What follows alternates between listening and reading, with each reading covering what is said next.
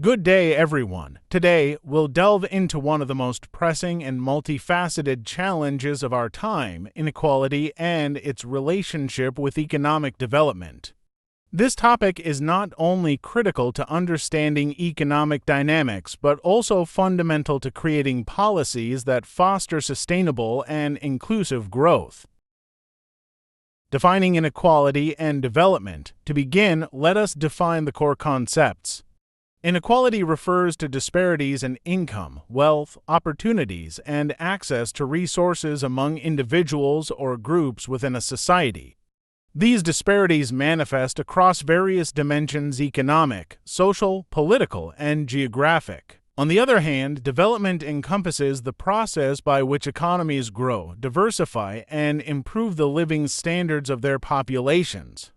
It involves economic progress, poverty reduction, education, health care, and the equitable distribution of resources. The interplay between inequality and development is complex.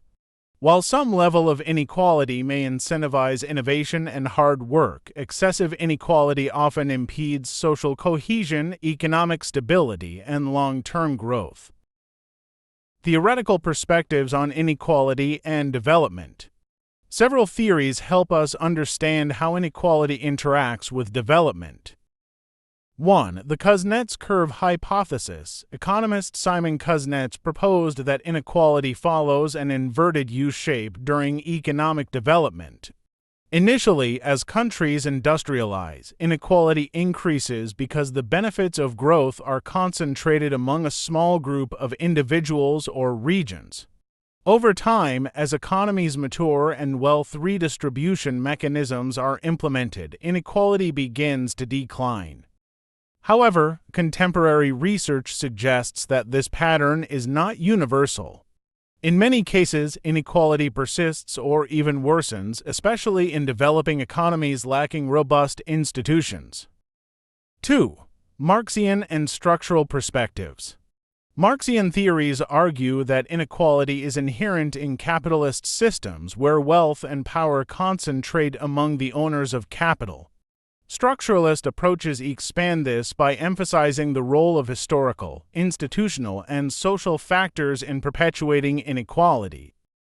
3. Modern growth theories. Modern economists like Joseph Stiglitz highlight the role of inequality in undermining economic growth. High inequality can stifle social mobility, reduce human capital investment, and fuel political instability, all of which hinder development.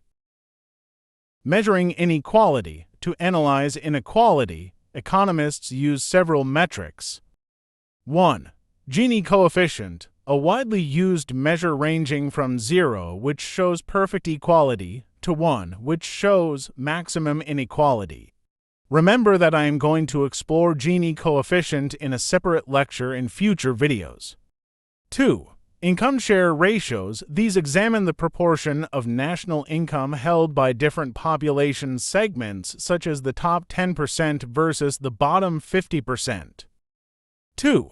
Human Development Index adjustments. Human Development Index, when adjusted for inequality, provides a broader perspective on disparities in education, health, and income. For wealth inequality, distinct from income inequality, this measure evaluates disparities in assets like land, real estate, and financial wealth. The channels through which inequality affects development.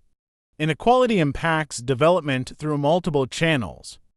1. Economic growth. High inequality often reduces growth by limiting access to education, health care, and credit for the poor. This hampers productivity and innovation. 2. Political stability. Inequality fuels social unrest and political polarization, destabilizing governments and discouraging investment. 3. Social cohesion. Societies with extreme disparities experience weaker social bonds, eroding trust and collective action. For resource allocation, in unequal societies, public resources are often captured by elites, leading to inefficient investments and neglect of essential services for the majority. Empirical evidence from developing countries. In developing nations, inequality often arises from structural factors such as 1. Historical legacies, colonialism, slavery, and land concentration have left enduring inequalities in many regions. For instance, Latin America has some of the highest Gini coefficients due to centuries of unequal land distribution. 2. Market failures, limited access to credit, education, and healthcare disproportionately affects marginalized groups, perpetuating cycles of poverty. 3. Globalization. While globalization has lifted millions out of poverty, it has also widened income gaps, particularly in countries with weak regulatory frameworks. 4. Technological change, automation, and digitalization disproportionately benefit skilled workers, exacerbating income disparities. Policy responses to address inequality. Addressing inequality requires a multidimensional approach. 1. Progressive taxation. Implementing fair tax systems can redistribute wealth without stifling growth. For example, Scandinavian countries combine high taxes with robust social services to maintain low inequality levels. 2. Social safety nets. Investments in health care, education, and social security ensure that vulnerable populations have opportunities to improve their living standards. 3. Inclusive growth strategies. Policies that promote small businesses, rural development, and job creation in marginalized areas can reduce disparities. 4. Empowering marginalized groups. Efforts to promote gender equality, minority rights, and inclusive political participation strengthen social cohesion and economic resilience. 5. Global cooperation. International organizations and developed nations must support fair trade, debt relief, and technology transfer to help developing countries bridge inequality gaps. The way forward. Rethinking development paradigms. As we move forward, it's essential to challenge traditional paradigms of growth and development. The focus should shift from GDP growth to measures like well-being, sustainability, and equity. Economists and policymakers must prioritize inclusive development that benefits all segments of society. Furthermore, addressing the global dimensions of inequality such as wealth concentration, tax havens, and climate injustice requires coordinated international efforts. Conclusion. To conclude, inequality and development are deeply intertwined. While inequality poses significant challenges, it also presents opportunities to build more equitable and resilient societies.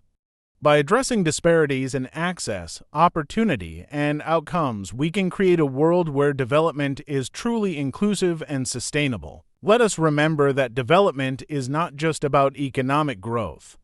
It is about improving lives, expanding freedoms, and ensuring that no one is left behind. Thank you for your attention.